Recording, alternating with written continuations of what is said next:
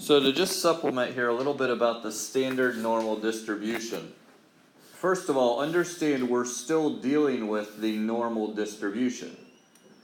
We are simply taking a situation and standardizing it. Okay, now what does that mean? It means that we're taking a number of different situations and we're forcing them all to have the same mean and the same standard deviation. We're forcing them all to have a mean of 0 and a standard deviation of 1. Okay? So I just want to show you how that works real briefly, and then we can look into actually using this, okay? But understanding is important here. So let's say that we have, first of all, something that is distributed normally. So we've got our bell curve here. And if I distribute this normally, that means that right here is my mean. Okay? And then I'm going to label a couple of other points that we should be able to see here. So this is the mean plus sigma. Here's the mean plus 2 sigma. I'll just stop there for sake of space. So here's the mean minus sigma, and here's the mean minus 2 sigma, okay? So we're going up 2 standard deviations and down 2 standard deviations. To standardize this, here's what we do. You can see this formula right up here. So you'll notice it takes each of the x scores, and what we're going to do is we're going to first of all subtract the mean from it, okay? So I'm going to do that first here. If I were to subtract the mean from each of these scores, look at what I end up with.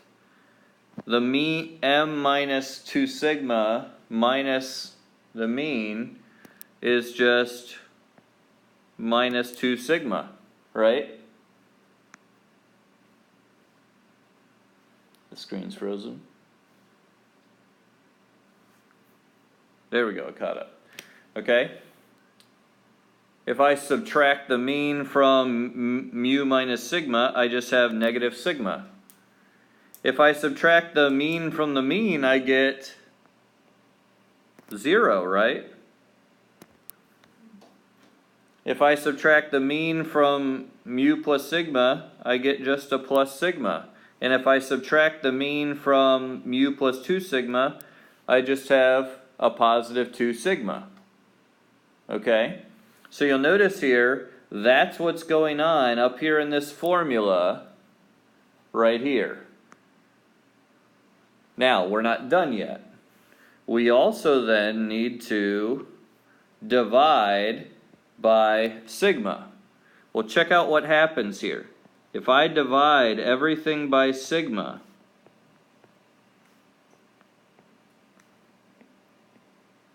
notice what I end up with. The sigmas cancel out, the standard deviations cancel out, and I simply have negative 2, negative 1, 0, 1, and 2. Can you explain me again why you cancel the all mean? Well, the formula here says take all of the scores and subtract the means. So all of these were already given in terms of the mean. Mu plus sigma, mu plus 2 sigma. So if I subtract mu from mu plus 2 sigma, it's going to cancel out the mu's. It's going to cancel out the mu here, the mu here, the mu here, and the mu here. Okay? Now notice what has taken place here. I started with values of my random variable x, okay? And in fact, we could even write it, x was distributed normally with a mean of mu and a standard and a variance of sigma squared, okay? Well, what we just did is we standardized it. By doing this to data, we just standardized this, which means we actually converted it. And instead of x, we use the variable z. We call these z-scores. You can call these z-scores. Okay? But we would say z is distributed normally. But notice here, what's the mean? 0. And notice, it doesn't matter what values we started with, it will always end up having a mean of 0. Okay? And then also, what is our standard deviation? As we go up and as we go down, what's the standard deviation? 1. It's 1. Okay? Notice here, I mean, this is still plus 1 standard deviation up on the bell curve, but now it's 0, 1, 2, and so on. Okay? So if you think about this here, z tells how many standard deviations you are away from the mean.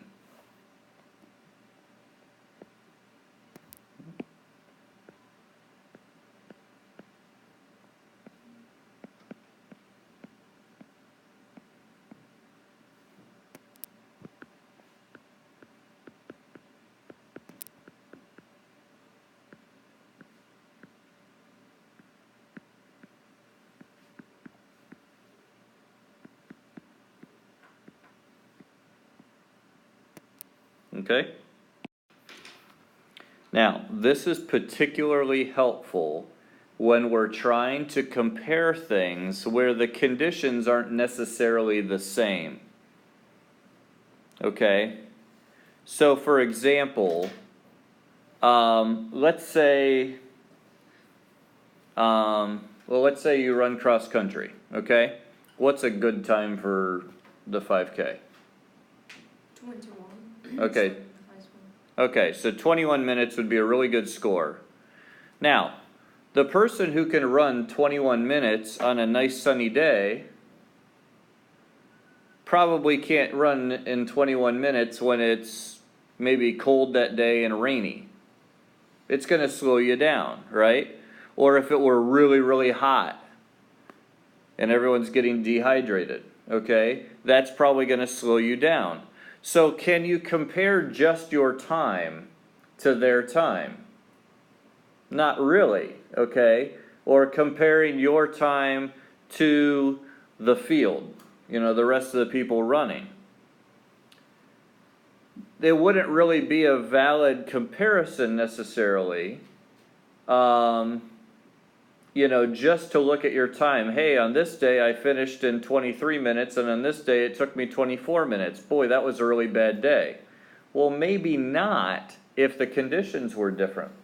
Maybe finishing it in 24 minutes that day was actually pretty good considering the conditions. All right? You have the same idea like in your different classes. Okay? Getting a 92 in one class, you know, may be pretty good, but in another class, getting an 82 might be doing really good. Okay? So how do you make a comparison? Well, this is where standardizing your data can actually be helpful. So let's look at an example real quickly here of how this could be done. All right? So we have Emma here. She has her midterm exams, and she wants to know how she did on those exams. Okay? Now, she has 5 different subjects that she's studying here. And, you know, if you just look at the numbers, it looks as though her geography and her math score was the best. And it looks like she really did terrible in English. Okay? But let's actually consider the z-scores for each of these ones, okay? You're only finding one score for each. You're finding one score for each of them. So let's look at English, for example. Emma's score is going to be the x, and remember that z is x minus mu over sigma, okay? So, our z-score here for English is going to be 48 minus 40 divided by 4.4. Okay? Mu minus, or x minus mu over sigma.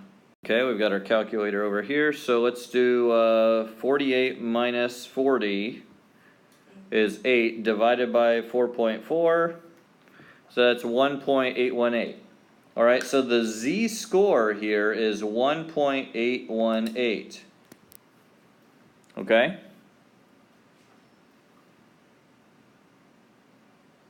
Do we have to write down like how many significant figures we have to write down? Can we just like round up to one number? Remember for SL, we're always going to do 3 significant figures. So you could round this to 1.82. That would be 3 significant figures, but when in doubt, give more. So they'll never dock you for not rounding enough, but okay.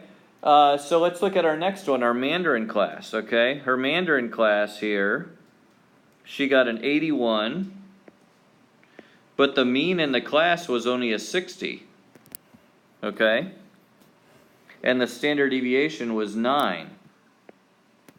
So we have 21 divided by 9, and we get 2 1/3, okay? So 2.333. So relative to the rest of the class, did she do better in English or Mandarin?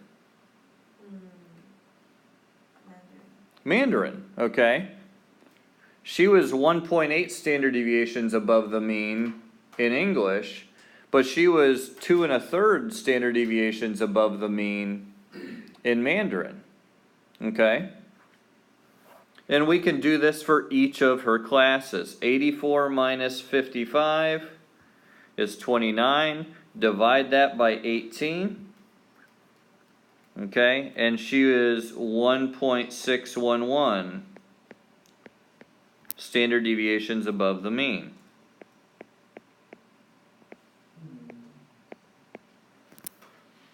For the next one, 68 minus 50 over 20.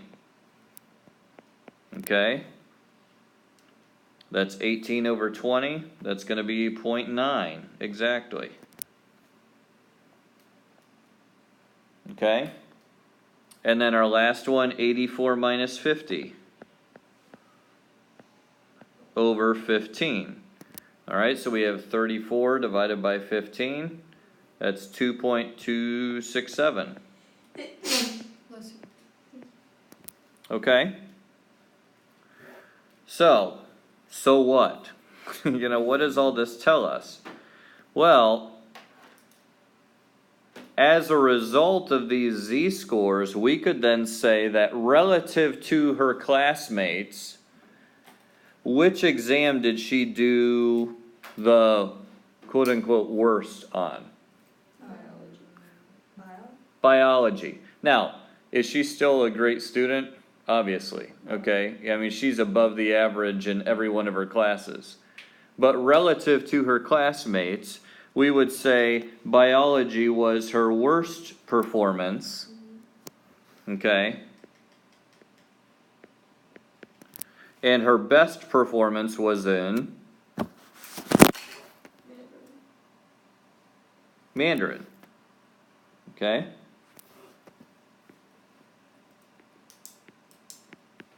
.333, just a little bit better than how she did on her math, okay? So it's not, notice Mandarin wasn't her highest score, but relative to the rest of the scores, that was her best performance. Okay? So, that's one way that we can use the standard normal distribution. Okay, and we've got a couple other that we can practice with coming up.